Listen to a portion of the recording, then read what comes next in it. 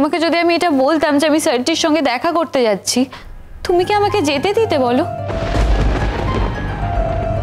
আর দেখাটা তো আমাকে করতেই হতো, আমি তো কথা দিয়েছিলাম স্যারজিকে। কথা দিয়েছিলে মানে? কি কথা দিয়েছিলে তুমি আরণ্যককে? উত্তরটা দাও। আর কি শুনবো, কি শুনবো তোমার কাছে? আমি বাচ্চা, কিছু শোনার বাকি আছে? তুমি এই মেয়েটার সাথে দেখা করতে চেয়েছিলে? হ্যাঁ। কিন্তু কেন?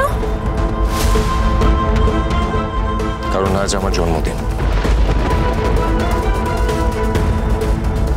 হ্যাঁ তো তাই জন্য তুমি রোশনাইয়ের সাথে দেখা করতে চেয়েছিলে?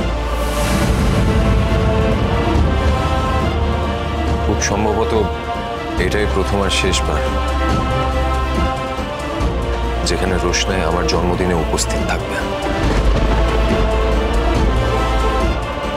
হয়তো এরপর আর কোনোদিন রোশনাই আমার জন্মদিনে থাকবে না।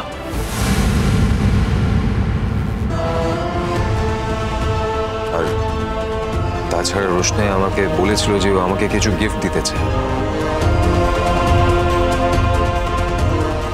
তাই আমি বলেছিলাম যে তাহলে তুমি আমাকে ডিনার খাইয়ে দিও রেস্টুরেন্টে। যদিও আমি ওকে ট্রিট দিয়েছিলাম, আমি ওকে ডিনার করাতে নিয়ে গেছি। কেন? আমার ইচ্ছে হয়েছে তাই। এই বাড়িতে রোশনাকে অনেক অসম্মান, অনেক অপমান ফেস করতে হয়েছে। আমি ভেবেছিলাম হয়তো ওকে একটা ট্রিট দিয়ে, একটা সম্মান দিয়ে অন্তত সেই দায়টা আমি কিছুটা হলেও কভার আপ করতে পারবো। তাই আমি ওকে বলেছিলাম যে তুমি তো এরপর চলে যাবে, তাই আজ বিকেলে আমরা কোথাও বেরোবো। তোমার একবারের জন্য মনে হলো না আরণ্যক যে তুমি আমার সাথে তঞ্চকতা করছো? না। সেই বোধ শক্তি আর তোমার আছে? মেম সাহেব।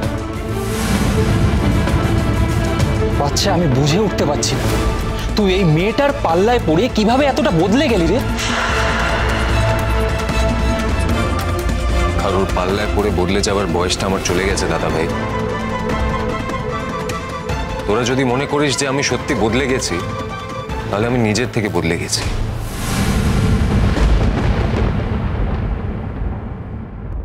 আমি বুঝতে পারছি না বাদশা, তুই অকারণেই জটিলতার মধ্যে ঢুকছিস কেন? যে জটিলতার মধ্যে ঢুকে তুই কোনো সমাধান করতে পারবি না, সেই জটিলতার মধ্যে ঢোকার তো দরকার নেই। এমন তো নয় যে জটিলতার মধ্যে ঢুকে তুই কোনো পথ বের করতে পারবি। পথ তো বেরোবে না কিছু।